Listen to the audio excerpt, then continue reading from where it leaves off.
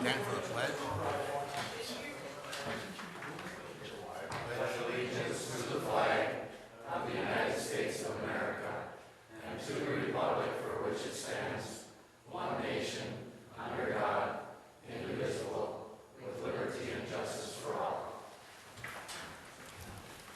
Roll call, please. Mrs. Brew? Here. Mr. Babalani? Here. Dr. Hayes? Here. Mr. Menegini? Here. Mr. Pop? Here. Next, approval of the minutes of the regular meeting of October 17, 2016. The only correction I have is that my comments, I said I did not think we should earmark the entire 89,000 for the baseball field without at least consulting the Recreation Committee. Any other additions or corrections? What was that? I make a motion, we approve the October 17th meeting notes with the correction that Dr. Hayes made. Support. Mr. Babalani? Yes. Dr. Hayes? Yes. Mr. Menegini? Yes. Mr. Pop? Yes. Mrs. Brew? Yes. Approval of the manifest 2016-20, the amount of $886,705.31. Mr. Mangini, any questions? Yeah, I got a couple here. Page 5, under electric, almost all the way down, just curiosity, it isn't that much, but what are 1,000 padlock seals for $369? I'll have to double check on that. Okay, and the item on the bottom, customer reimbursable materials, L&H utility contractors, primary install Piers Gorge. What's all that about? I think that is for a customer that's putting in a new service down across the road from the entrance of Pierce Gorge. And that'll be reimbursed. We will get reimbursed for it. Yeah, customer Oh, reimbursement. okay, that's what I thought it was, but I just wanted to make sure. And just a little note here, we paid a little over $50,100 into our Michigan Employment Retirement Fund. That's all I have. Mr. Babalani, any questions? Yeah, I got a couple, Doc. On the first page, down, about halfway down, the administration, 2017 membership dues, 262. And then there's 2016-17 membership dues, $860. What are those, Ray? You attended something there? Those are dues for two societies that I'm in, two professional organizations, the city managers. Okay. How long were those meetings, Ray? Was that the 4 Well, it wasn't a day? meeting, we have different certifications and different organizations that we belong to, AWWA, different groups. ICMA is the city managers. Okay. Page 3, about halfway down, the Steinberg porta potties. I'd like to see us look at pulling them out now. I think that one is still at the spring, and I believe they're still at the park. Spring is still open though, isn't it? Yeah. Well, then pull the ones at the park. Page 4, the top one there, more in excavating. Well, actually, it's about the 4th one down, $3,600. Was that the remake of the manhole cover, Ray, where it was dropped down up by Opoka's house? I'd have to look, he had a couple of different invoices. Because That came in. we had talked about that the day I came and seen you, and I'm holding a strong stance that I think that Coleman should cover that cost if that's what it is. And if it's hidden here somewhere else, it needs to be passed on to Coleman because that was their mistake.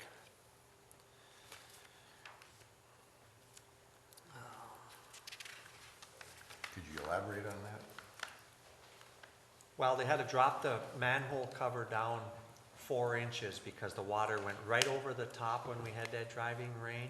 And being it went over the top because the manhole was too high, I believe they dropped them down on both sides of the road, Ray, on the corner Yeah, we too? decided to drop those down. The project wasn't complete, and that was the unfortunate part. But when we looked at it, we said, let's drop them down a little farther. I talked to Scott about it, and we decided to do that. Yeah, I think it was a good plan, but I do think that they should be held accountable for the bill because it washed out the hill. So, I'll set up, And if- opportunity for us to discuss that with them. I'll pull those and we'll see, we can take those costs out and see where those costs are at and have a chance to talk to them about it. if you're meeting with Jeff, I would like to be involved. Yeah. On page 6, Mary, Guardian Pest Solutions for down at the hydro, there's 2 bills with all of the same numbers on them, but they're both $70. Are they duplicate bills? They have all the same PO numbers and everything listed the same, I'll have to check into it. okay? Maybe it's 2 different months, 2 different applications. Where was that, Mark? Page It- 6, top. Yeah, it's about maybe six Oh, I down. see it, okay. That's all I have, Doc.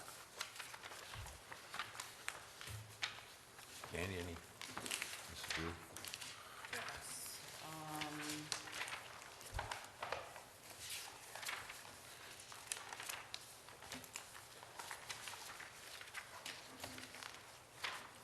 On page 4 of 9, under the television, Packer Land, Broadland, Perney Lane line repair, and it says a claim was something hit by lightning, or? Who's that?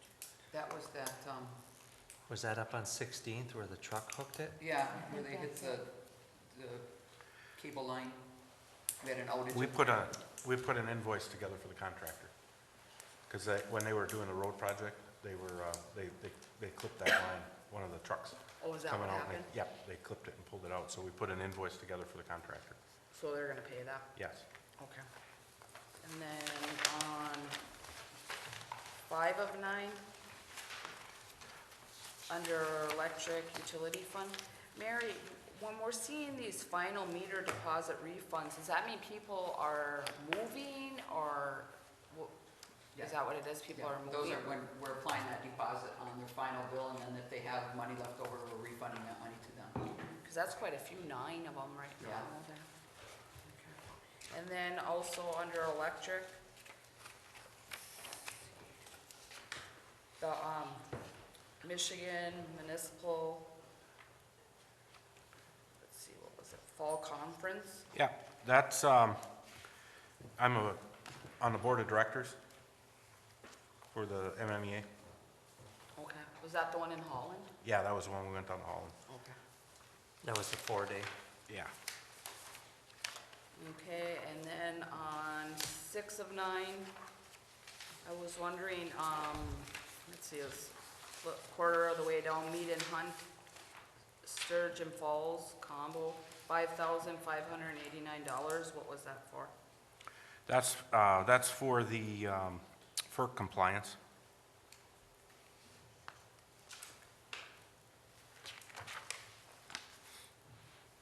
And then also on 7 of 9, there's a Mead and Hunt bill there for water system improve for $8,030.25.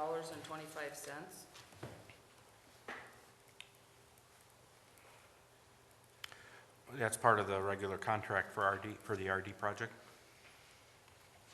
Is that the project that we're working on right now? Yes. That's part of that? Yep, that's part of that. Okay, that's it. Mr. Pop? Well, I just have one question on 3 of 9, I think it is. Why are we renting a generator to fix the MRF? Don't we have a generator? The city doesn't have a generator? Has generator rental fees for mock homes, 40, 40, and 40? Don't we have a generator? We don't have a portable generator. Huh? Or $120 maybe it's we based on the spend size. $120 for another, $120, we can buy one ourselves Yeah. instead of renting it. Yep, they had a generator and then it wore out and then I have to go back, ask them if they were gonna possibly, purchase another, but Okay. I try to get the city to buy a big generator. 7,000, nobody wanted. My only question is, it says on page 4, Summit Road redesign. I was wondering what that was. And which Summit Road are we talking about?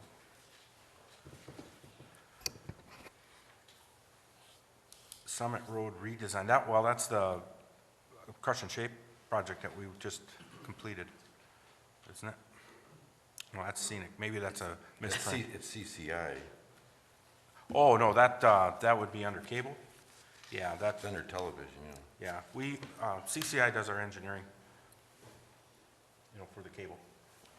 I was just wondering what the Summit I'd have to Summit go Road back. redesign. I'd have to go back and ask him as to, what they were working on node splits. I know that they had completed a number of those node splits, but I have to see what maybe somebody new come in.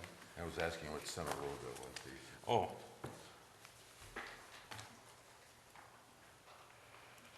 I'd have to go back and ask him exactly what he's got on that. Okay. Would someone like to make a motion to approve manifest 2016-20?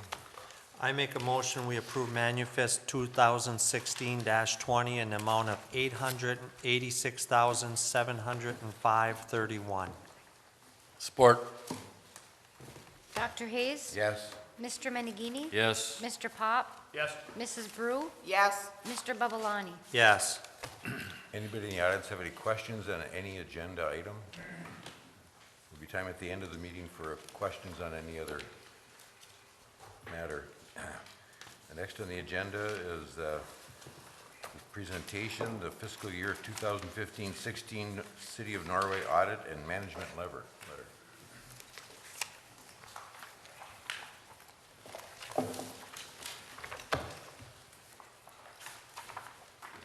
Okay. Should have each received a book with a couple of letters in it. That is the audited financial statements for the year ended June 30th, 2016. Was able to go through and get the audit conducted. My compliments to the staff here. Did a nice job of taking over actually some additional tasks that some of the things that I had done in the past. I thought that the audit from a logistical perspective went very well this year, and appreciative of the efforts put forth by the city. I have again this year put together a series of slides. I had handed out earlier this evening. Those are copies of the slides that I've got here, and as a summary of what's included in the book, I go through the slides, and hopefully I've tried to hit on what the highlights or the lowlights might be with what's contained in the book without taking you through the details, but certainly will give you opportunity to ask questions if there are any when I conclude. That being said, on the financial statements, the page numbers that are indicated at the top here are the page that is attached within the actual audit report itself. My audit opinion, again, is unmodified. An unmodified opinion is the highest level of opinion that we as auditors can issue on a set of financial statements. It's been unmodified since I've been here, certainly, which is a number of years. So that's used to be called unqualified. They changed the wording and is now called unmodified. Management discussion and analysis, which is analysis put together of the financial statements by management, and that begins on page 7 of the financial statements and continues for about 5 or 6 pages thereafter. Following that, and skipping ahead to page 19, you will find the first column on that page is the general fund. The general fund operations, you can see that the green bar is the revenues for the year.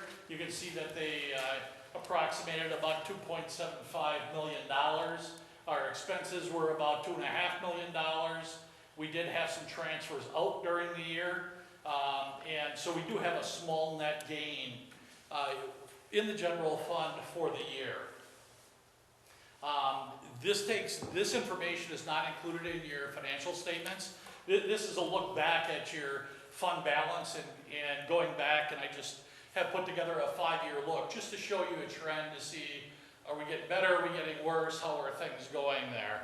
And you can see that while we had taken a little dip here in 13, it has been continually on the climb to the point where we're at now at about $650,000. So at a point of comfort within the fund, I often get asked how much money should we have in fund balance, and generally I tell folks, you got to take a look at what your budget is. What do you have for capital needs?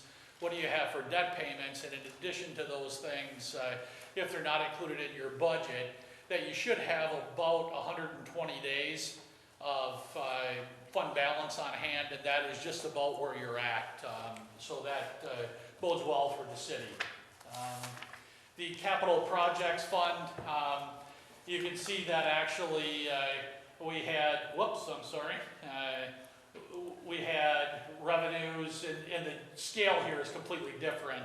Of about $26,000, we had expenditures of about almost $30,000 for the year. We had some transfers in and out, net gain actually there. So we saw a net gain in the fund of small dollars. I don't get real excited about the amount of money that you have in your capital projects fund unless I know that there is a project that's right around the corner that you need it to finance with. That's not the case that you have here. Your contemplated sewer project and water project that you're looking at are both handled specifically within those funds and not within your capital projects fund. The non-major funds, and that's a definition that's put together by the Governmental Accounting Standards Board. You can see that the major street fund has gone up. We went from about $47,000 up to almost $90,000 for the current year. Local streets, you can see we were just about even last year. We did manage to set aside some money within the local street fund, and that can be, I think, attributed at least in part to a little bit better winter last year. It was didn't have to plow snow for quite as many months last year as we did, and it wasn't quite as cold as what we had had a couple of years prior. Fire protection, that's pretty consistent as far as that goes. Within the fire protection fund, you can see that that fund balance trend is fairly flat.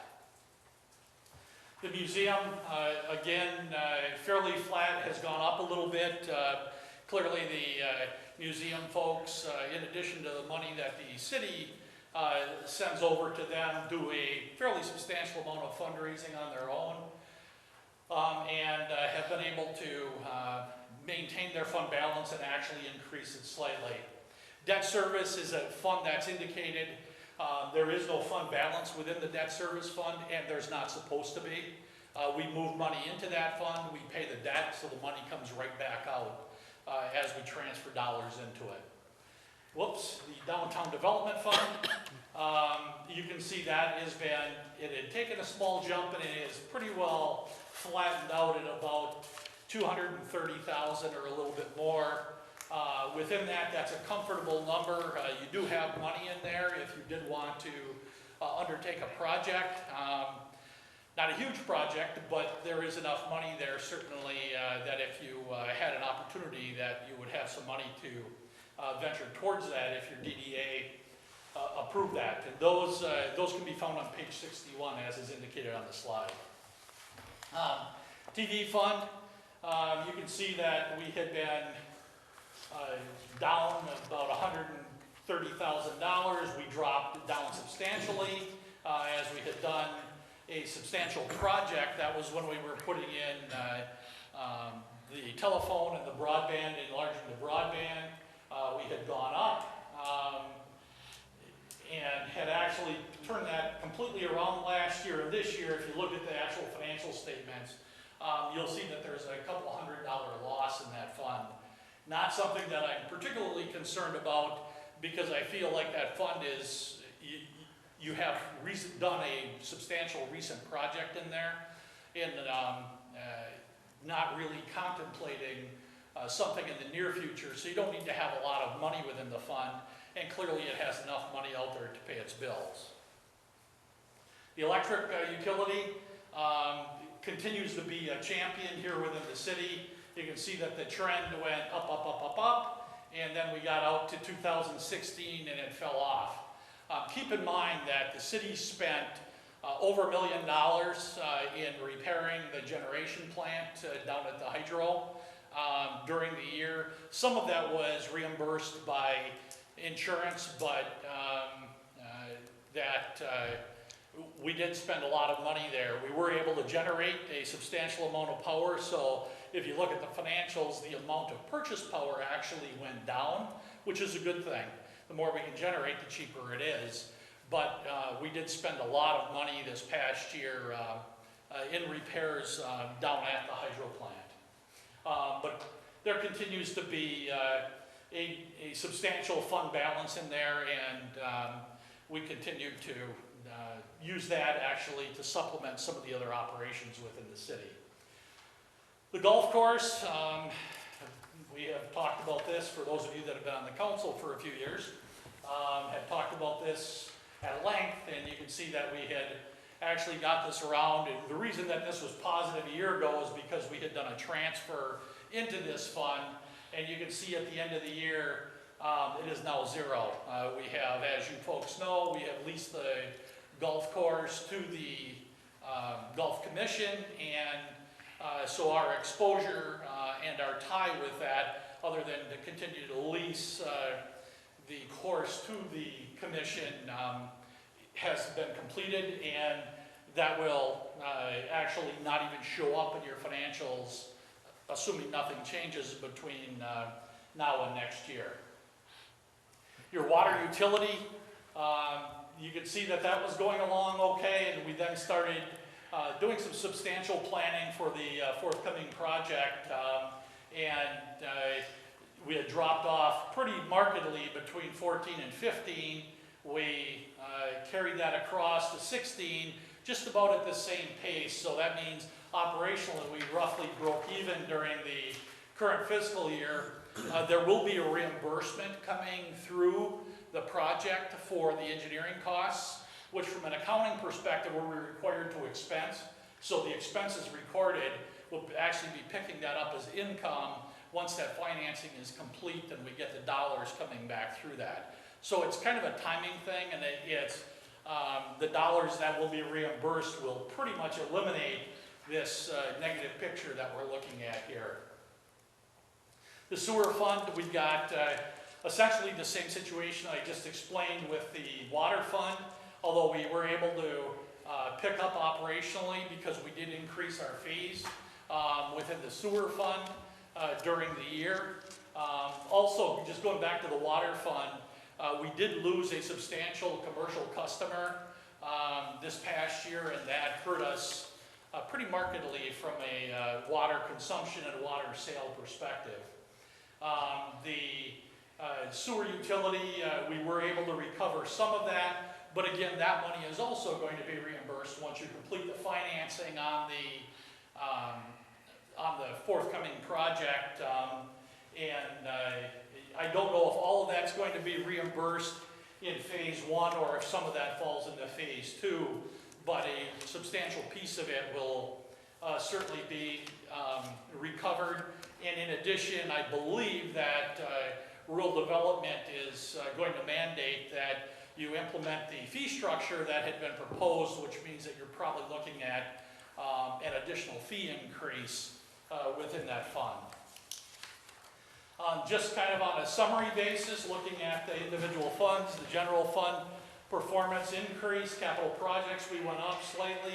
The other governmental funds, we did increase. TV, we had a small decrease. Electric, as I explained, did see a decrease this year. The golf course is now closed. The water fund did decrease this year, and the sewer fund increased a little bit on an overall perspective. The underfunding on the pension plan, I'm going to talk a little bit more about this in a couple of minutes, increased substantially. That's not through any fault of the city. I'll talk about that shortly. OPEB, which is other post-employment benefits, which is health insurance for retirees.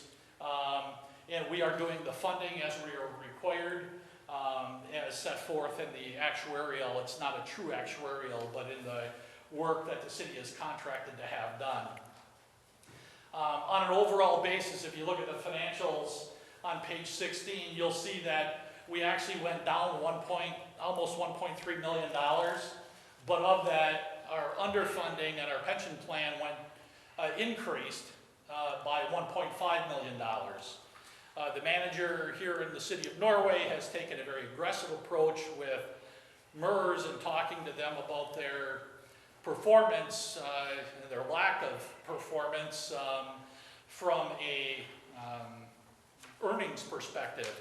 Because if the fund doesn't perform, and the assumption up to this point has been that it's going to return on a long-term basis 8%, that number was dropped to 7.75% in the most recent financial statements, which are included, not in detail, but if you looked at the actuarial report, you'll see that that assumption changed. That's a step in the right direction, but frankly, MERS has not performed even close to 7.75%. Looking back, I had gone back over a 5-year look back. I believe that the manager has gone back substantially further than that. And I think that within that, there is 1 year that they performed at 5%, and other than that, every other period has been less than 5. So we're making the assumption that we're gonna earn an 8, and we're actually earning at 5. So the gap in between there is now required to be recognized in your financial statements, and that's where that $1.5 million shortage is coming from, in the fact that they have underperformed by several percentage points each year. In the letter of comments and recommendations, which is one of the 2 loose letters that you have, there are, again, no material weaknesses, no significant deficiencies. That's a defined term, excuse me, which is included in the heading to the letter. There are no material non-compliance findings. All of those are positive. In the other matters, the only other matter that is included this year, and this is a repeat comment from a year ago, that our utility accounts continue to be, not a lot of them, but we do have some fairly severe delinquency. So we have kept the allowance for uncollectibles at 7.5%. We have tried to use collection agencies in the past. We do have the ability to place utility bills on delinquent utility bills on property tax bills, but have not done that consistently.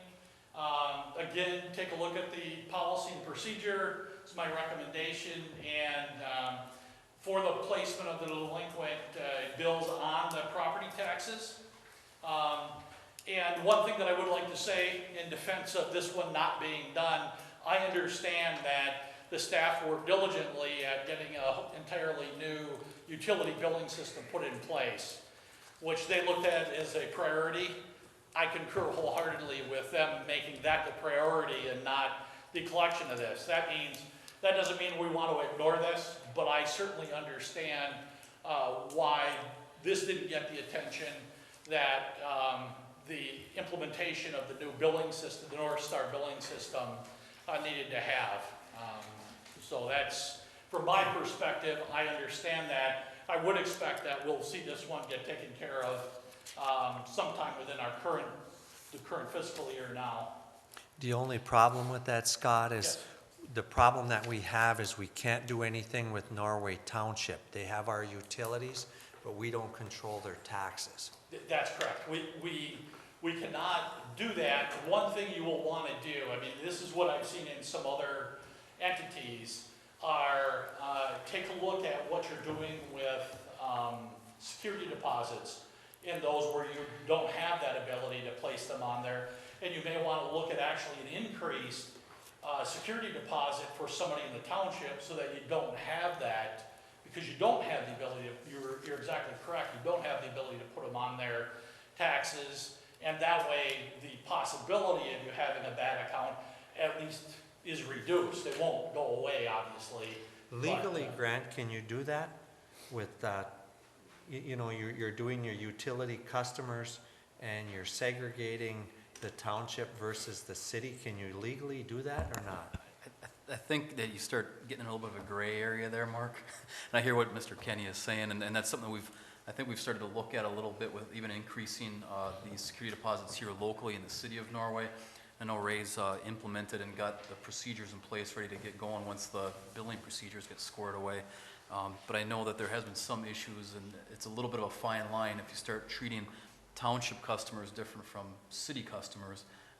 So it's an idea that I'd like to look into a little bit further, but it's a fine line with, you can't treat other people differently. Rates are different, so why can't we put the security deposit as different, particularly since we can't make collections as well in the township? Like I said, it's a gray area. I'm not going to give an opinion on the spot Right. on it, but I know we've talked about different issues in the past, and it's one of the things that utilities are, there's just, it's a little bit of a gray area that I looked a little further into it besides, before I said, yes, you can, or no, you can't. But just looking at the past and looking at how ratepayers are classified, it has come up before as far as different treatments. I would like to say one additional thing, just shifting gears on you here, regarding the pension plan. The city has funded not just what the minimum required is, but also has been doing additional funding and sending that in on a periodic basis to the MERS plan. I have recommended to my clients, and you as well, I talked with management about this when I was here auditing, that just because the investment performance has been poor at MERS, you may want to think about not sending that money in immediately to MERS, but actually investing that money on your own, and that at some schedule, pass that money on to MERS. You may do a little better investment-wise than what they are. Just something to consider anyway as you look at that investment performance. And I would also encourage you to, when you get a chance, take a look at that actuarial report. It's, you know, I mean, it's a real liability for the city. It's, the underfunding is something just in excess of $11 million at this point. It's not something you've got to come up with today or next year. I mean, we're going to be paying that off over many years, but it is a liability that the city will need to meet. And anything that you could do, obviously, to make it easier on the public and on the city itself is certainly going to be appreciated. That's kind of a snapshot of what's included in the financial statements and the letter of comments or recommendations. Again, I thought the preparations for the audit that had occurred and the work that was done by the staff here certainly took another step forward this year, and I'm appreciative of the work that Mary has done and the staff here as well. And are there any other questions of me? I'd be happy to try and answer those. What numbers were adjusted when we didn't replace the utility director position? What part of it in the system here would that affect? The electric fund is where the bulk of his salary was being assigned. So what you won't see then is that expense within the... So that's where we got pulled out up on the electric side, right? Well, Some of it? Yeah, I mean, that helped. I mean, we had extra repairs, I realized that. Yes, but- and that was the big piece was the repairs there. And we'll see that he left, I believe, in January or February. So you saw about roughly 6 months of him not being included in there, but we had to do a payoff, so it's probably of his accrued benefits. Next year, we'll see a, That's correct. Next Yeah. year, you'll see the entire benefit of that. That's correct.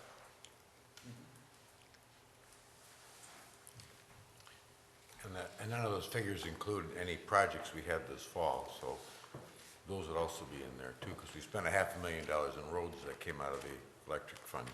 Yes, and I mean, anything that happened after June 30th is not included in these financial statements.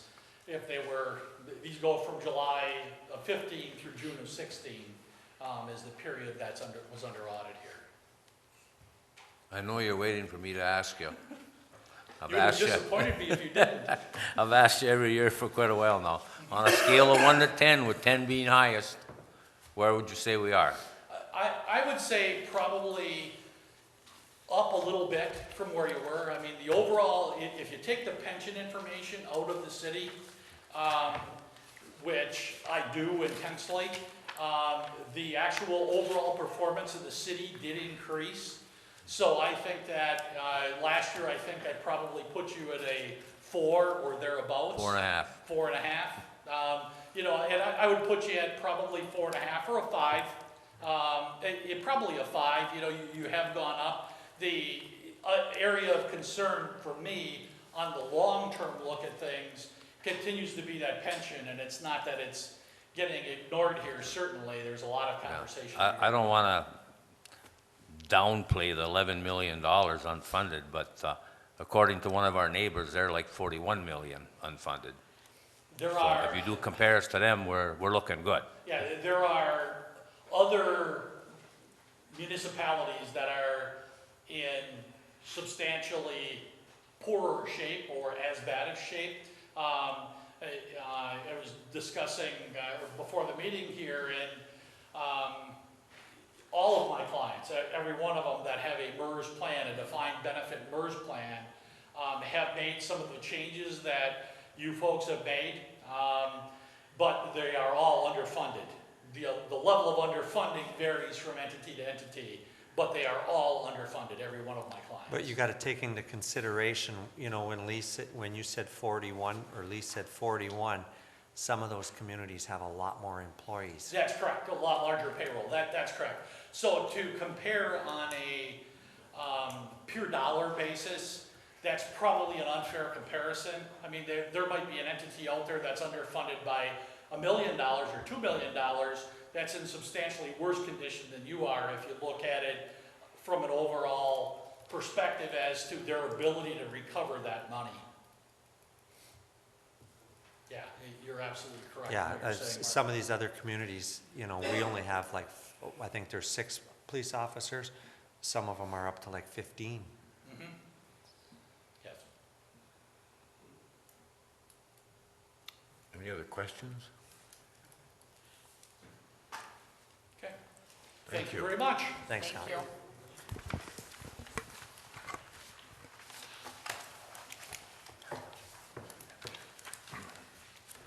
Next, Mr. Hawkinson.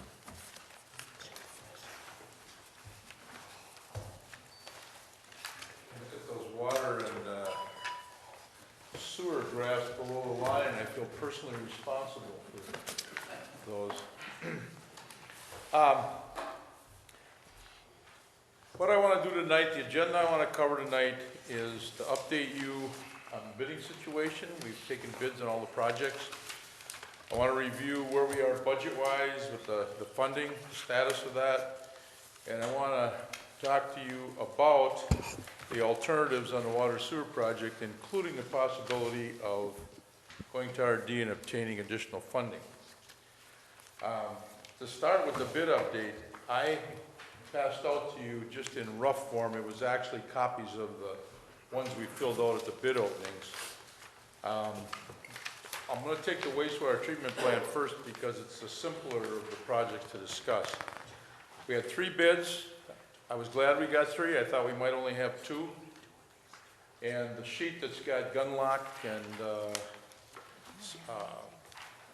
Staub and Alfredson are the 3 bidders we have. Gunlock Champion was low at $3,873,000. Staub was $44,000 higher than that at $3,917,000, and Alfredson out of Menominee was $4,424,400.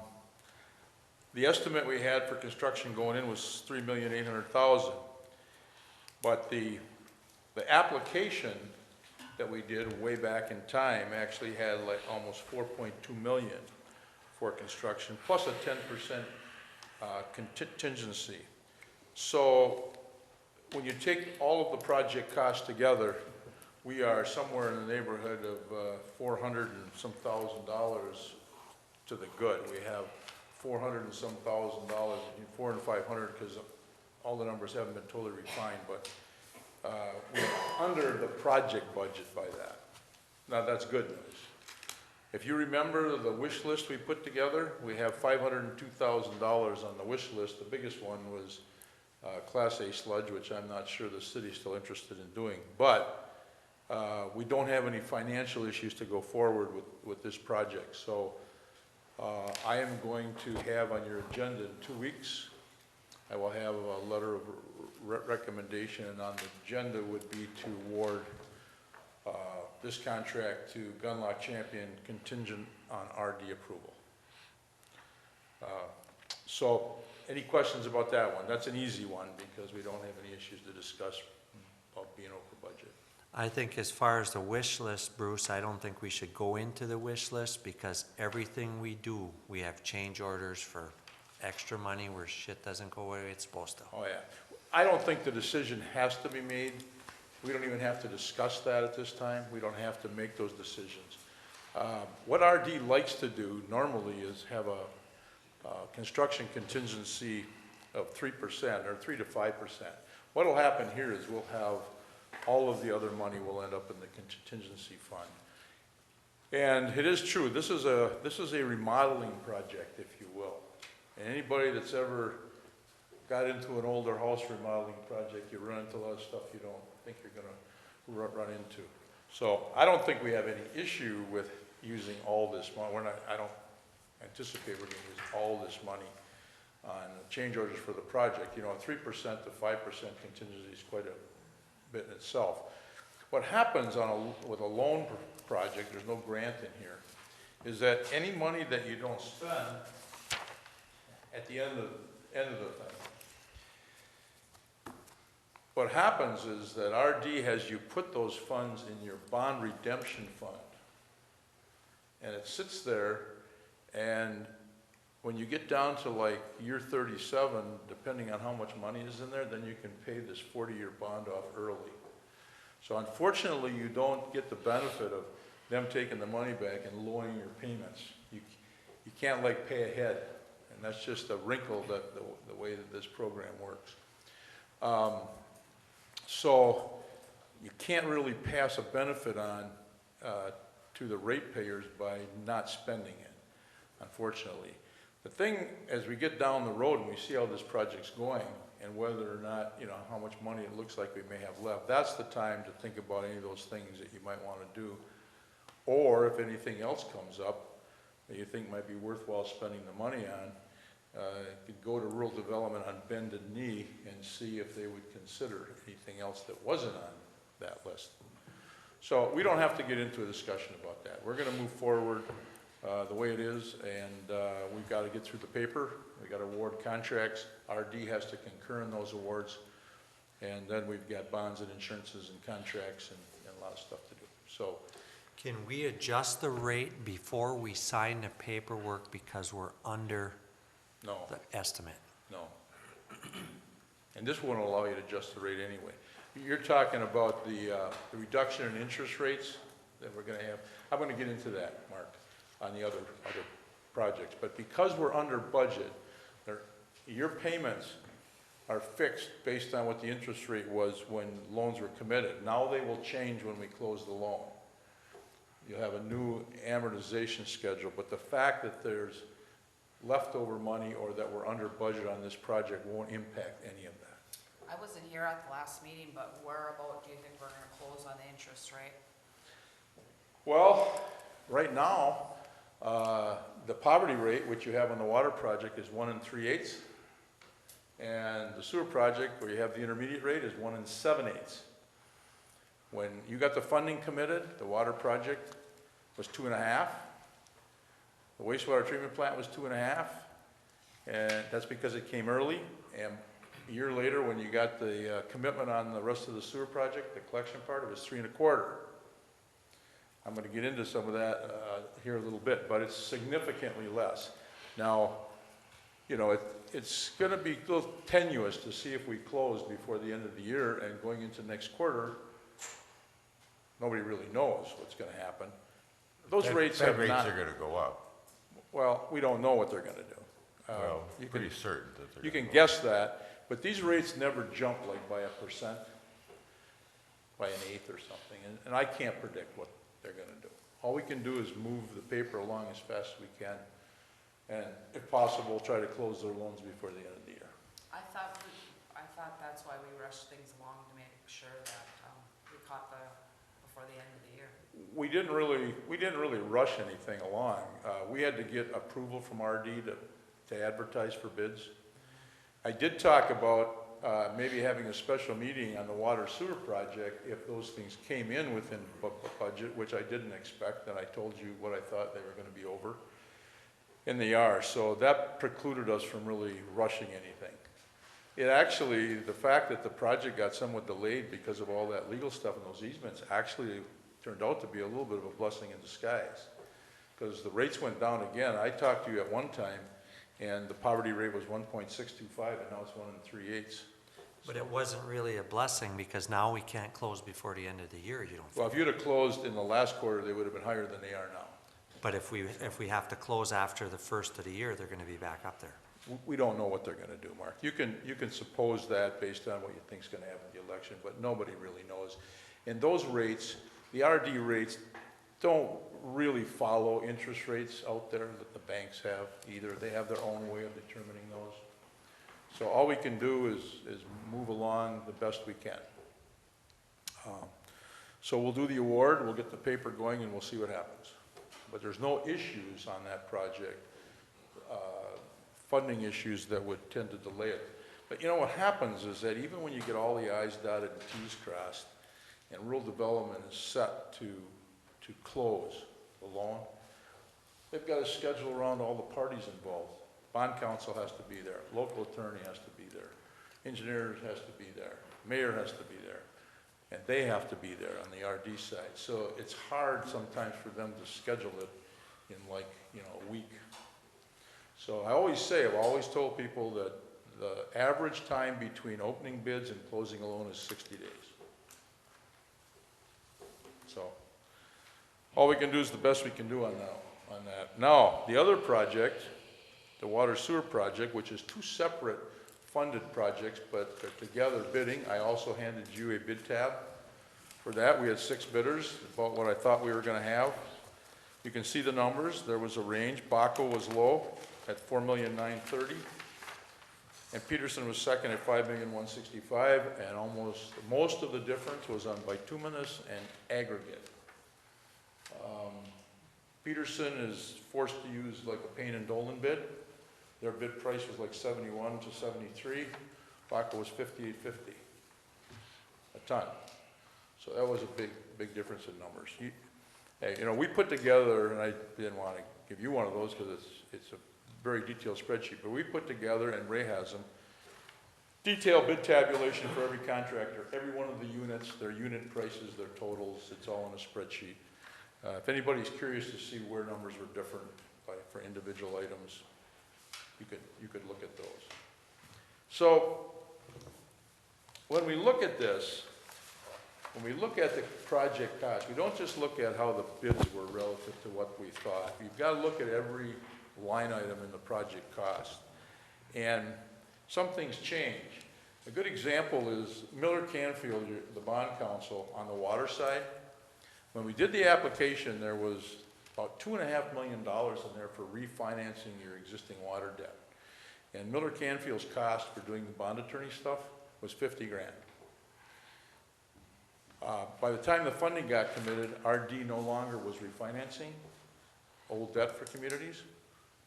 So the loan you got, instead of being $5 million something, was like 2.8, whatever it was. So now, Miller Canfield's cost for that bond issue, instead of being $50,000, are like $24,100. It's less. So there are a lot of these things that change that we have to put together to get to kind of a bottom line. We had $10,000 in each project for project administration, publishing, and stuff like that. And the reason I like to keep that higher going in is that if you get into any kind of a referendum when there was a 45-day referendum period, that can be costly. So I always like to put about $10,000 in there. We're going to end up on each project somewhere between 4 and 5. So when I put all that together and look at all the numbers on the water project, we're over, a little over $73,000. On the sewer project, about $261,000. So there are two choices going forward. One, you eliminate things from the project, or you get additional funds from RD. And that's what I want to talk to you about. We took a look at things we might take out of the project. And let me tell you about a couple of them. One of them, we found out only a couple months ago. I don't know, the city didn't really realize it or no one said anything, but we found out that in the 100 and 200 blocks of Mine Street, there's a PVC sewer, gravity sewer put in there 30-some years ago. I can't remember if it was 38 years ago or 30-some years ago. Didn't really know that was there. That would be a logical thing to remove from the project, because the sewer there is not an old clay pipe. It's probably got quite a bit of life left in it. But if you do that for 2 blocks, we're only going to be able, through the program, to put in 1 curb and half the street, okay?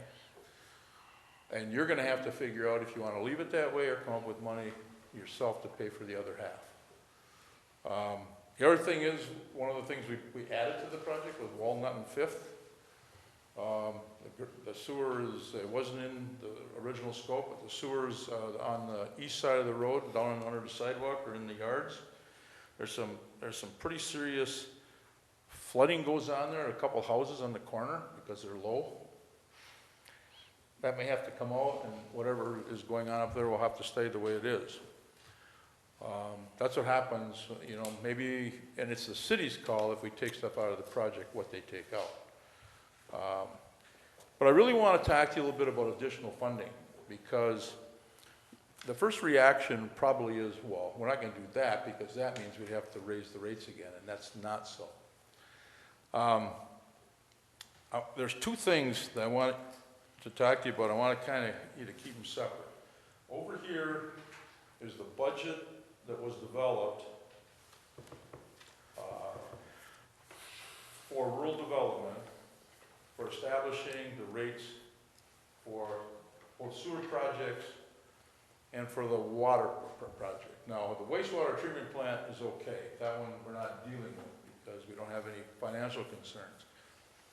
And when those budgets were put together, I think in typical fashion, and the city's done this in the past, when you do the math and the commodity charge comes out at 17 cents or something, $4.17, it's raised up maybe to $4.25. It's kind of rounded up. You don't have it hardly ever, I think, had those charges that aren't like an even quarter. You can correct me if I'm wrong, Larry, but what happened when in doing that, when the readiness to serve charges and the commodity charges were rounded some in this whole thing, when those budgets were done, there was a cushion. Now, every budget should have a cushion of some kind. That's like the rainy day piggy bank in case something happens you don't expect. On the water side, there was like over $22,000. On the sewer side, there was $15,000, okay? Now, when you look at additional funding here, when I take the $73,000 on the water side and add some money for another bond issue and bond counsel fees, you're looking at somewhere around $80,000. You can go back to RD and try to get about $80,000 at 1 3/8% for 40 years. That yearly payment, including a 10% reserve, is about $2,800 and some bucks a year. On the sewer side, if we go back for about $267 when you add those other costs in, now you're eligible because you got into the grant program on the second part of the sewer system. So you're eligible and could very well get a 45% grant on that amount, which means, and there's no guarantee, but when you get in the grant program, typically you go back for more money, you get the same deal.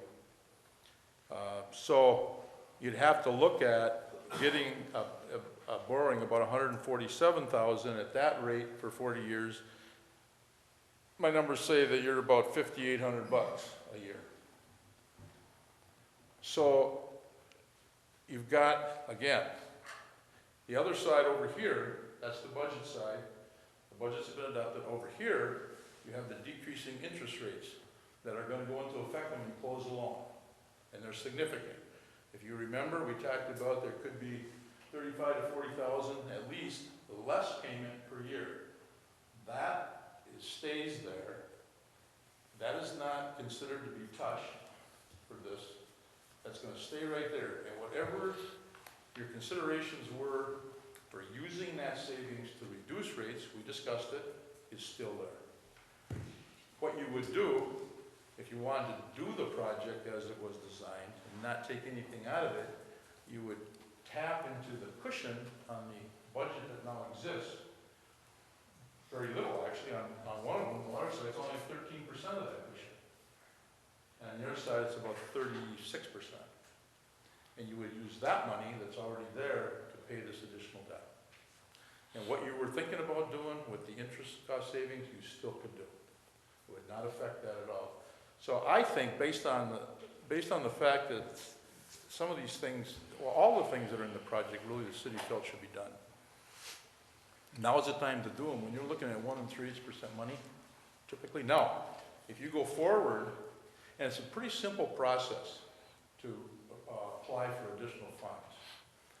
Just doing that, and there's no cost on my part to do that, it's like a couple pages, it's a handful of hours of work. Is that gonna delay our closing? It depends, okay, it depends. It won't delay anything on the wastewater treatment plant.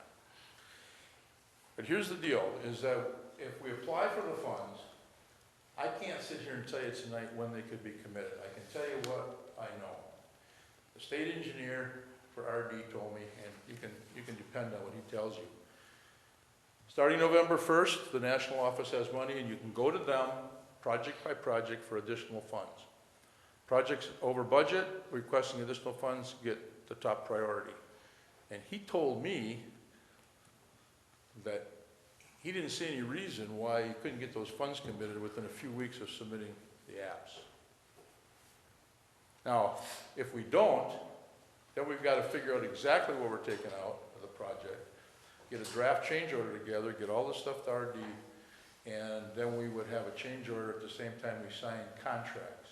But I can tell you, with that going on, either way, okay, I'm going to be very honest and tell you that I think on that project, the water sewer project, it's going to be a lot more difficult to close by the end of the year. So my recommendation is, based on everything, and maybe this comes more as a taxpayer than a meat and hunt guy, is that I think if you don't consider doing that, I think you're remiss if you don't. At that, what it's going to take out of already existing money at those interest rates and get the project done that the city proposed to do, I really think that is the best thing to do. Now, if you don't get the grant, if RD comes back and says, we're not giving you any grants, loan only, and then that payment goes up to like $8,000-9,000, you can say, no, we're not going to take the money. You're not obligated. All you would be doing is applying.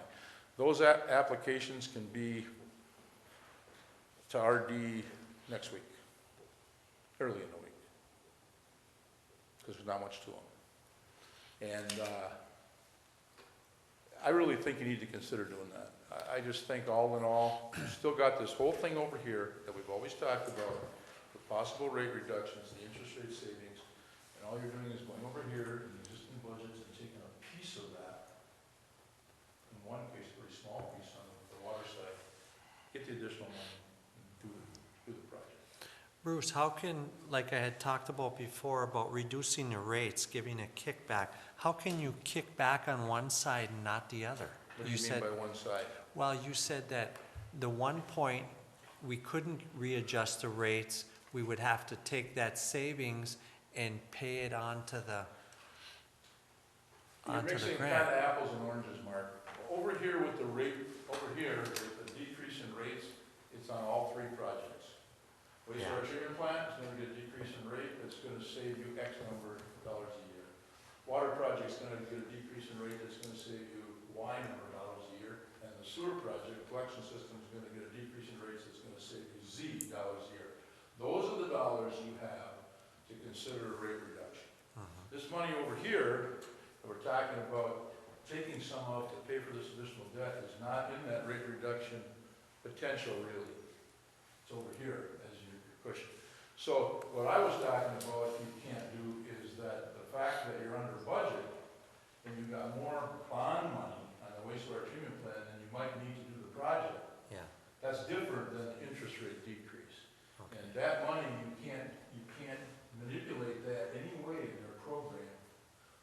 Like say to them, well, we're gonna take $400,000 less, and then we want our principal and interest payment to be based on less money, therefore we pay less. That would be above and beyond the interest rate decrease. That is not the way their program works. You can't do that with that chunk of dough. Do we look for extra funds? You don't think it'll delay? Because I'm quite convinced that the rates are gonna go up in December, starting in January, but you don't think we can get there anyway? Well, I don't know. I don't want to be optimistic just to make you feel good, okay? I more or less tell you the way I really feel about stuff, and I've been doing this a long time.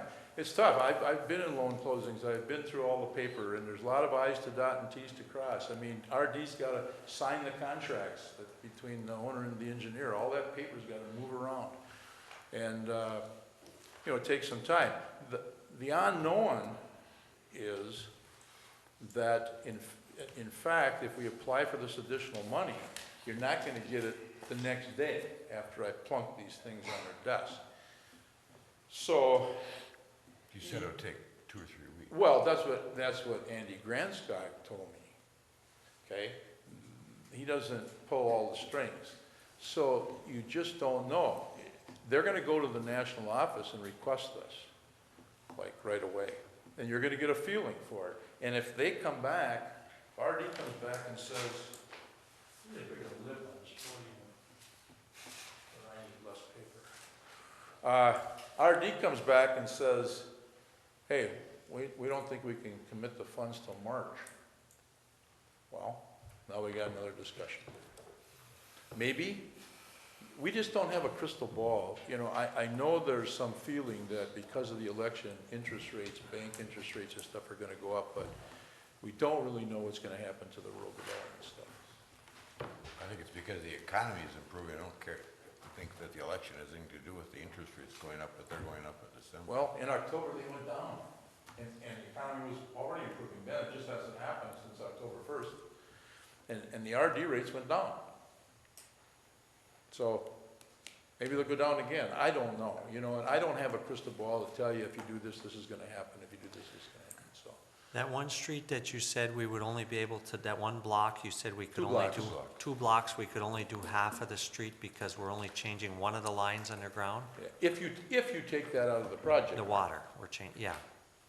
I don't believe that would be a good idea, because then, we're gonna have to come up with the money to do the road, because you wouldn't wanna do the road, so you might as well do the underground so you can get the funding, I know. and then the road is, that's right?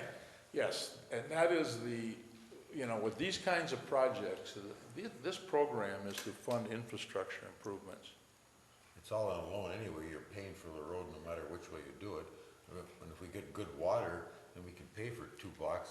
The sewer is what we were. It's a sewer you It's a take sewer. out, the water's gonna go in up there. Oh, okay. Yeah, communities never used to do 2 utility projects like this same time. They just didn't want to bite that off.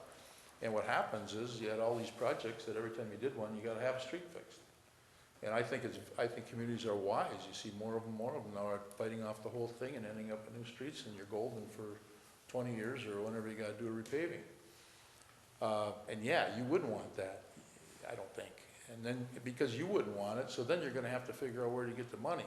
And that can happen, we have some of that already. I mean, we have portions of the project where you're gonna have to consider what you're gonna do because the project only has one utility in the street. You'd be better off to take out something that you can change later on fairly easy. Possibly, yes. Yeah, and that's a discussion. You gotta hit these dollars and you could look at the whole project. You could take out these water main down here where we're directional boring. across the highway and putting those back together, remember where they froze and broke? But, I don't know, I just think that when you look at it all, I think it'd be worth investigating this additional funding at those rates and the kind of cost you're gonna have to get this stuff done. I think it's just an opportunity that isn't gonna come along again. You're not gonna have another major project like this in a long time. So, but it's a council decision. If you know, you can ponder it for 2 weeks, that's another 2 weeks with nothing going on, so. I don't know. Questions? Well, personally, I think we should go along with the extra funding. We can always change it down the road if we decide we don't want it, right? You can't, you don't Okay. have to accept, you don't And I have to think accept it. that's the way to go, because we You know, got an option and or we're if not you gonna find- slow. See it going 2-3 months. What's that? Or if you see it going 2-3 Yeah, months. if they come back and say there's no way you're gonna get the money for 3-4 months, you can say, screw it then. Yeah. So we have an option even if we put the application in, we don't Yes. have to take it. No. You have not signed on the dotted line to accept the funding. So I think it's a Well, that's- And you no-brainer. don't have any That's a cost no-brainer. invested, you don't have any cost invested to do that because it's not gonna take me hardly any time to do it. So And you're not gonna charge us any extra, you said. I don't think so, as long as you're nice to me. What do you mean, now you don't think so? Before you weren't gonna? We all heard him say he's not gonna charge us. I don't know, you guys were hard on me last time. You beat me up pretty bad, I don't know. So, okay, so any more questions? Any questions from the audience? Huh? Yeah, it's actually a handful of hours, it's not a big deal. Oh, yeah, I think you should go. So- I think you should go for the extra money. If the council says yay, I'm on it. If you want some full motion. Do you want us to get a Well, motion and put it together so you know when you leave here what you're gonna do? It would be nice to make a decision tonight if you think you can. Whether you do it with a motion or consensus, As that's, long as we don't have to, Commit. commit to it, I don't have. a you don't problem have to with it. commit. As a matter of fact, you don't have to commit till after the funding's committed. And then you know, then you'll know what the grant or not. You know, and you could always take the water and not take the sewer part, or vice, you don't have to take them both, they're separate. Now, this may be unfair, but Mr. Kinney, what do you recommend? Well, the only thought that I had, and I don't know where exactly the numbers fall out, but you're going to be doing reimbursement coming backwards to the water and your sewer fund based on planning costs that you've recovered. Is there enough dollars there to pay that the additional dollars? What additional dollars? The additional costs over and above. Could you take the planning costs that would be reimbursed, for instance, to the sewer fund, you're now gonna put $300,000, or whatever that number is, into the sewer fund. Can we take that $300,000 and pay the additional costs in the contract? What initial cost? You said The extra money. $250,000 or whatever? Oh, you mean, could you put the cash in? The city, yeah. Yeah, but why would you do that when you borrow money at 1 3/8%? Timing. I wouldn't. And I'm not saying don't do what you're talking No, about. but you can't. Yes, I mean, Yes, that's a Yes, consideration, because in theory, you could say, screw the potential grant on the sewer side. Don't worry about additional funding, we're just gonna put in the cash. Yes, you could. yeah, well, and I mean, I would, my thought is, ask for it and see if you're gonna get some grant money. If it's all gonna be loan money anyway, why not at least consider that? It's the question, here's the question I would have, Scott, is that where would that money normally go? I mean, that's money that really you're financing over a long term, and that money came out of you're below the line. Yeah, but that money's already spent. But shouldn't that money be used to get those funds back up to the line? And what's gonna happen, you're gonna have money sitting there earning 0.5% in the savings account or in the checking account, or you're gonna be paying 1 3/8. Frankly, The other thing, I'd take a good look at that. the other thing to consider is we have some local costs. Pardon? We have some local costs that we have to account for. Yeah, you do, you're gonna, if you don't wanna leave partial streets, some of that money maybe should be considered for doing the rest of the street. Like Second Avenue, for example, is that we're not doing anything east of mine, I think, is it mine or? We're not doing anything east, we're not putting any utilities in. So Second Avenue is gonna be completely rebuilt from the highway up, and you're gonna have one or two Between mine and blocks. section. Huh? Between mine and section. Between mine and there's section. one block where there's You're gonna have no one block where utility. we're not doing any work. One of the things city might wanna do is do that block, so that all I of think we Second. talked about that in budget that- hearings. We did. Ray and I have talked that, And the you know, some of avenues. that money you might Yeah, wanna the avenues. use for some of that too. But I understand what you're saying, and it's a call, But because these are two separate projects, water and sewer, the difference, the overage on the water was how much? 73, 73,000. The overage on the sewer was 61. 261. There was a big difference on how much we needed from either fund. On the sewer, we have an opportunity for 45% grant. So what you're saying is we could easily do that on the water side. On the sewer side, I mean, we could do it, but you leave on the table the possibility of the 45% grant. And if we can get an answer out of them within a couple weeks, you know, I think we have everything we need to make a decision at that point. That's the way I look at it. Yeah, I think we should direct Bruce to go for the extra funding, and we can shake it down when we're ready, if we're gonna use it or not. Well, you won't accept it, I mean, you're either gonna accept it or not. Yeah. You see what the deal is. I'll make, Now, I'll, here's the other thing I will tell you about closing the loan. See, with the new money, you get the interest rate at the time the funding is committed or when you close. So if it's committed in 1 3/8, the new money will be at that, even if the interest rates go up. Now, I know the other ones are much bigger numbers to deal with. But. Okay? Do Anybody you need a else? motion or just consensus? I think the consensus is go ahead with it. yes. I'd rather see a motion, then it's official. I'll make a motion, we have Bruce go for the extra funding. Support.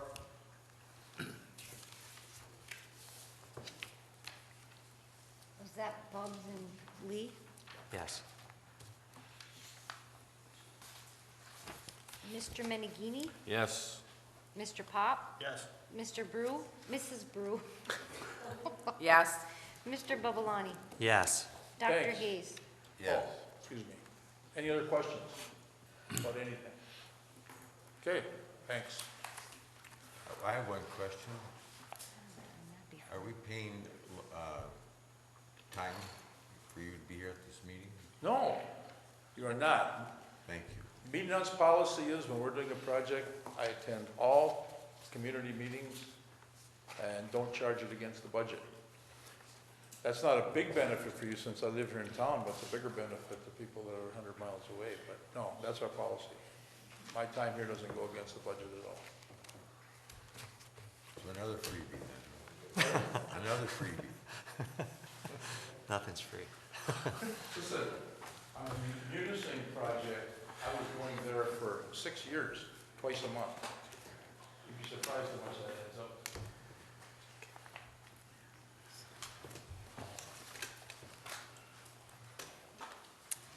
Next on the agenda, Resolution 2016-22, Financial Year 2015-16 City of Norway Audit and Management Letter. Mr. Anderson, would you like to- Well, it's just a resolution to accept and place on file. So, Is there a motion? I'll make the motion that resolution 2016-22 be approved. Support. Mr. Pop? Yes. Mrs. Brew? Yes. Mr. Babalani? Yes. Dr. Hayes? Yes. Mr. Menegini? Yes. And next was Resolution 2016-23 Sturgeon Falls Hydro Joint Funding Agreement.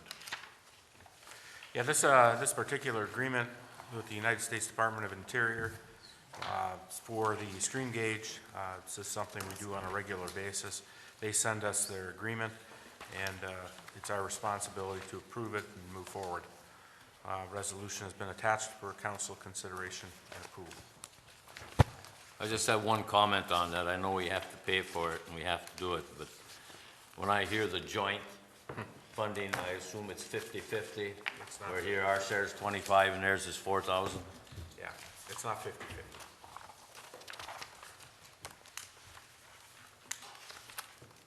Would anyone like to make that motion?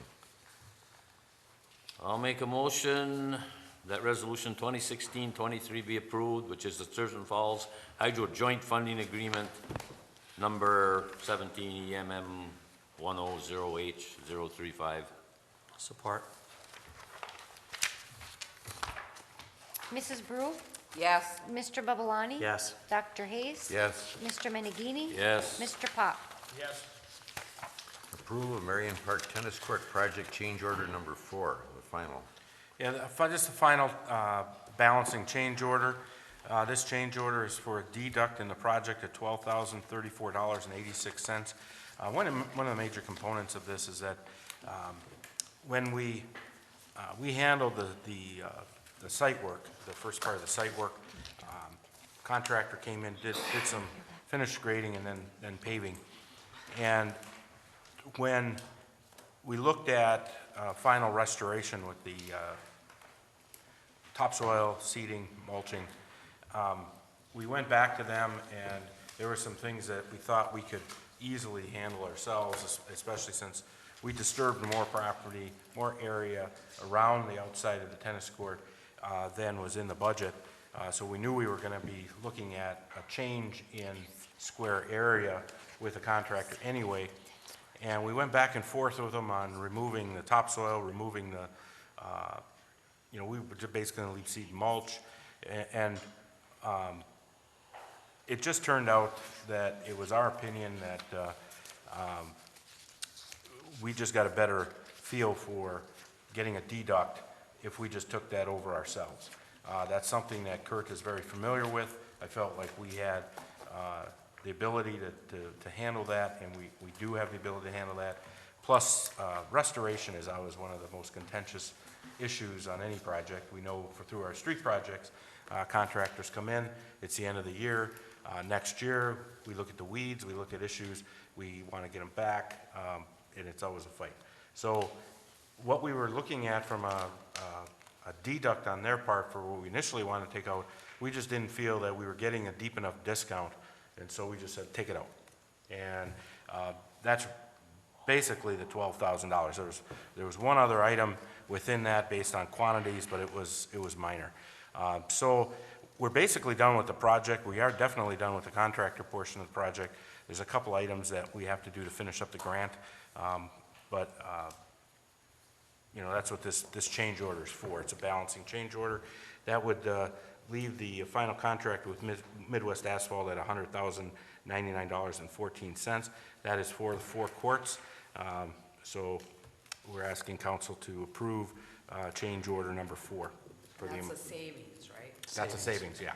That's a deduct. The original contract was for $143,000, so we did get $43,000 off of that throughout the course of the contract. Since we took it over ourselves, is all that completed now? No, we're raking it out, and we're going to have it seeded and mulched before deer season. And he's putting a winter mix on that, and then next spring, I want him to come back and overseed it, because we know we're gonna, it's a tough time to be dealing with restoration. So he's gonna come back and overseed it. He'll be working on it a little bit.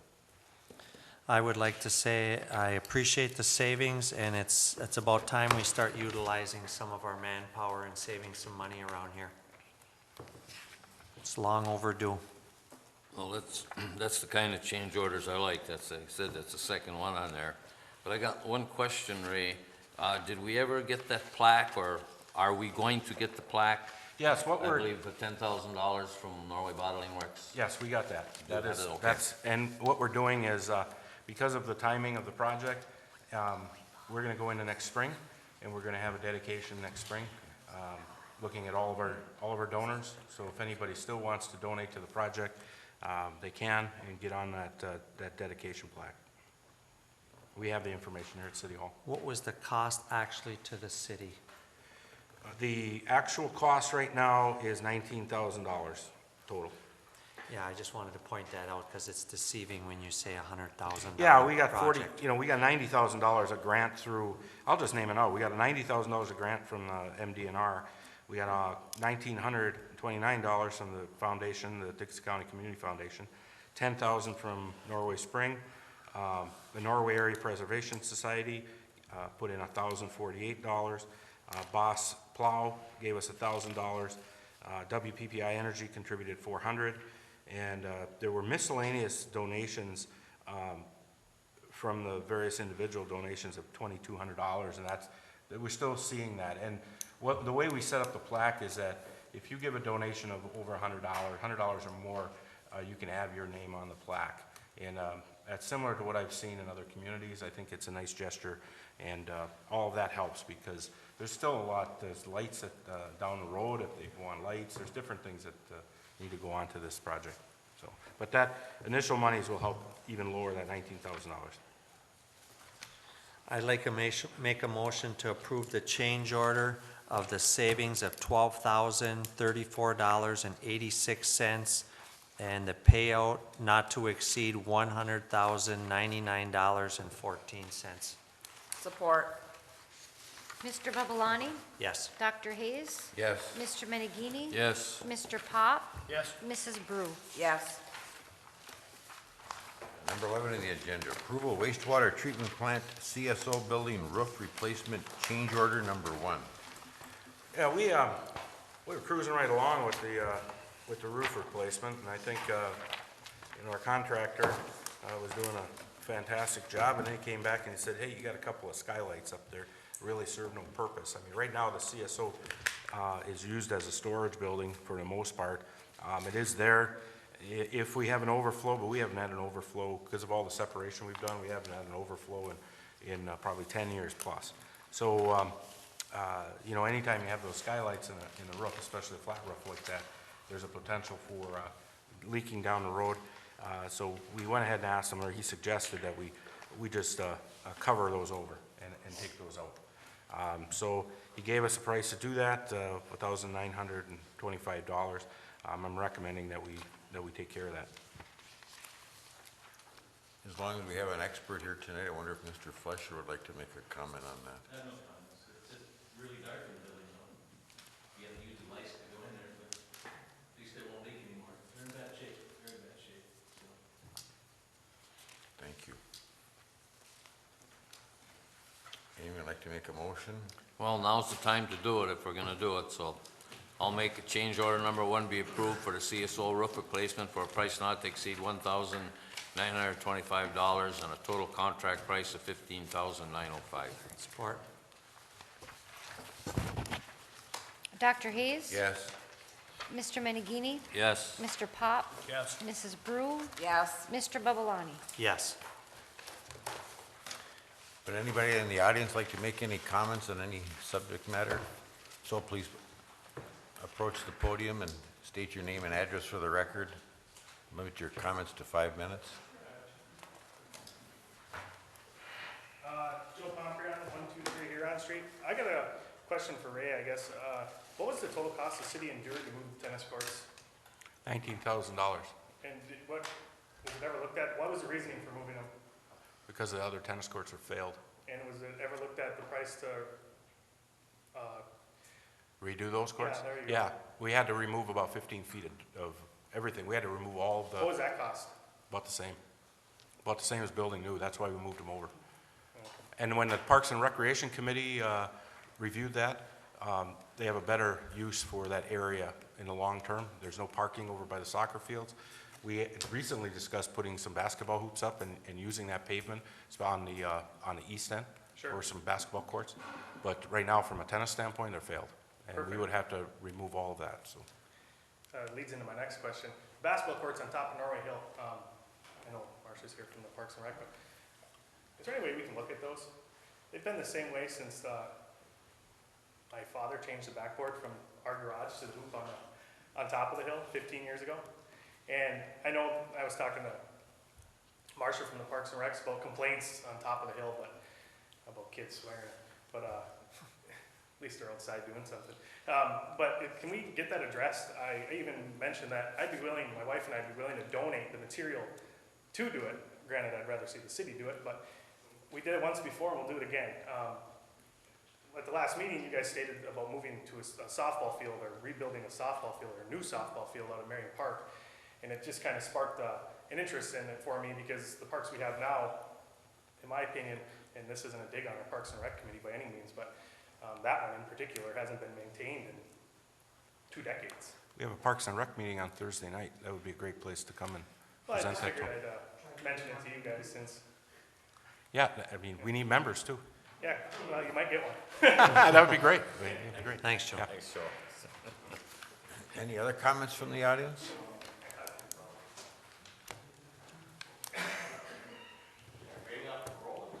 Sure. Anything.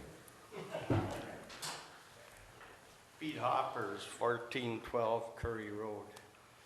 There's a lot of unsatisfied people on Curry Road with the job that Baco did. And whoever did the engineering, I don't think they even came and looked at it. Because that manhole by my driveway, it still goes uphill there. So all the water's gonna come down, and then it's gotta go uphill where that manhole is. And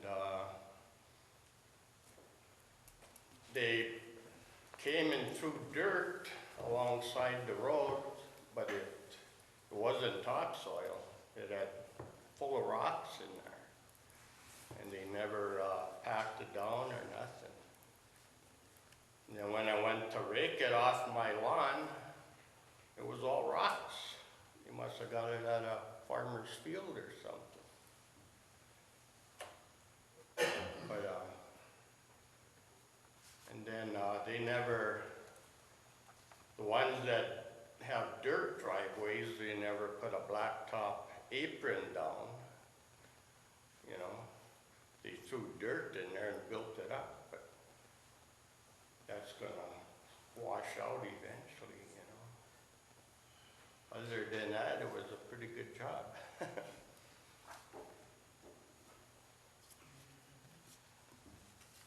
Thank you. I don't know, is there someone gonna look into that maybe? I guess I don't know what he's talking about. You didn't pay anybody to engineer that, did you? We paid Coleman for, Coleman was up there. They had a person up there.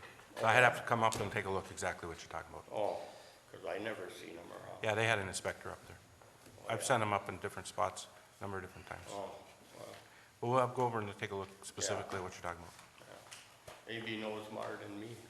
He should, but, Well, it's that, you know, when you're talking about the topsoil, it's the contractor gets topsoil. It's Yeah. not the engineer. yeah. You know, so I mean, you're Yeah, mixing I think contractor it's issues. mostly Baco's Yeah, so I mean, fault, you know.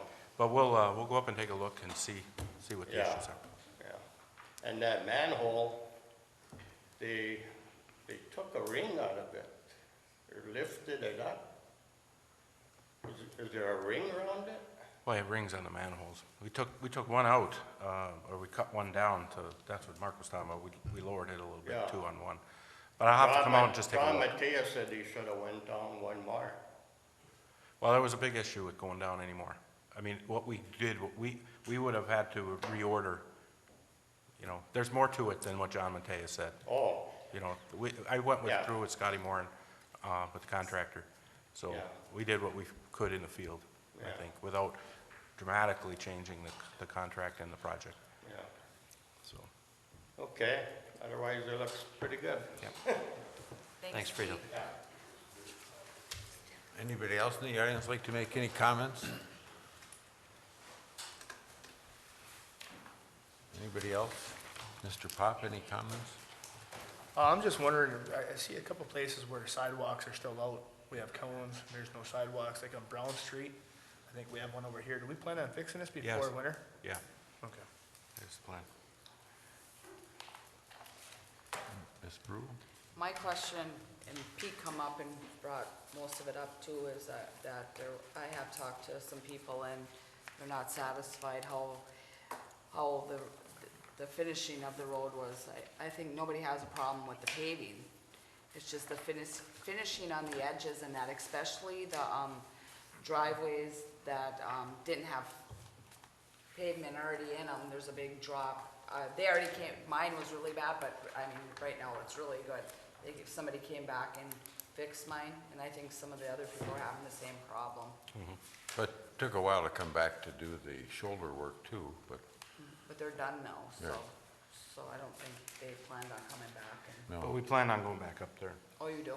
Yeah, I talked to Ray before the meeting, and there's still a pile of there's a pile of gravel and topsoil that was left behind after the project up there. So Peter, Ray's gonna get a hold of, Timmy Fall was one of them that had some problems up there. He's gonna address that tomorrow, hopefully. yeah, there was 2 piles on your property, I believe. Yeah, that's crushed blacktop and gravel, I think, when the crusher went through. That's what that is. The shouldering stuff is over by that mine pit behind Al Gerard's dock. You could probably use Left it there. for fill, for driveways. Any other comments? Yeah, I got a couple, Doc. I'm very disgusted with our code man, Mr. Borga. There's a van that's behind Eblings at the repair shop. They've been working on the gas tank. It's propped up. It's on city property. It's been there for weeks. I've addressed it with Ray, and the repair shop next to the ambulance, a couple vehicles disappeared. There's still a pile there with unlicensed vehicles. They've been there for years, and I'm getting very disgusted with these two positions. I've been approached several times downtown, and something needs to take place. That's all I have. Mr. Menegini? I got a few items here. Good luck to the hunters. Just be careful out there. I'd like to congratulate the Norway Youth Advisory Council for sponsoring several activities the month of October for breast cancer awareness. And it's always nice to see the youth get involved in programs like this. Also, congratulations to the girls' basketball 7th grade team, which won the tournament, coached by none other than Mr. Pop's wife. And congratulations to the football team for winning the district. They're on to St. Ignace Saturday at noon, and I will be there. And one other thing, it's kind of sad in a way, but at one time there were 8 or 9 grocery stores in this town, and now we're down to 1, Eblings, and as of tomorrow or the next day, it's now going to be Pat's. So I would like to congratulate the Ebling family for keeping that grocery store open for 60 years for sure that I can remember, and probably longer than that. And hopefully Pat's will stay there for 60 years. And I do believe, let's see, yep, yep, that's it. Thank you. I brought up Summit Road earlier, and I wondered, that's not really a city council matter, but can we get one of those 2 Summit Roads changed its name? I think it's been like that for years, and they're on opposite. Well, one is Summit Road and one Summit Drive. Okay. Summit Road, I believe, is the one by, up on top of the hill. The post office got to get that one straightened out. Yeah, we've struggled with that with the post office too. See, one of the reasons they call it that is because it was that way out in the township. So we change ours, then the post office box, because you have 2 different names of the same road. It's a shared road. Okay, well, like I said, I didn't think it was a city council matter, but it still bothered me that we have, I thought, 2 Summit Roads. And I thought the roads looked fine from the jobs. I wondered why we had, I believe, 10 manhole covers in a short span on Pernier Lane. Do we need all those there? Well, Can't get rid of them now, but I was amazed at how many cones were put there when the asphalt was taken up. And I wanted to congratulate the football team too. I think they surprised everybody and they're doing a great job. Mr. Anderson, any comments? I was just gonna congratulate the football team. I think it's fantastic. Get out and vote tomorrow. Yep, get out and vote. It's true. Well, Mr. Carlson, any comments? No, thank you. We're now going into closed session. There will be no decisions made after closed session. The only thing I would like to add is that we are going to go into manager evaluations. If anybody has any concerns or what's been taking place that's been very positive, I appreciate a call. My phone number's in the book. We need a motion to go into closed session. I make a motion, we go into closed session. Support. Mr. Menegini? Yes. Mr. Pop? Yes. Mrs. Brew? Yes? Mr. Babalani? Yes. Dr. Hayes? Yes. Yeah, good job.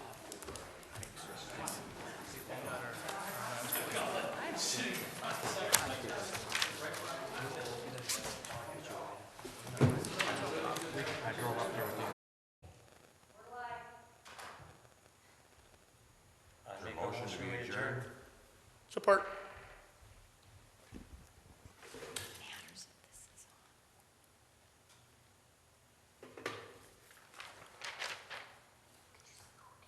Me and Scott.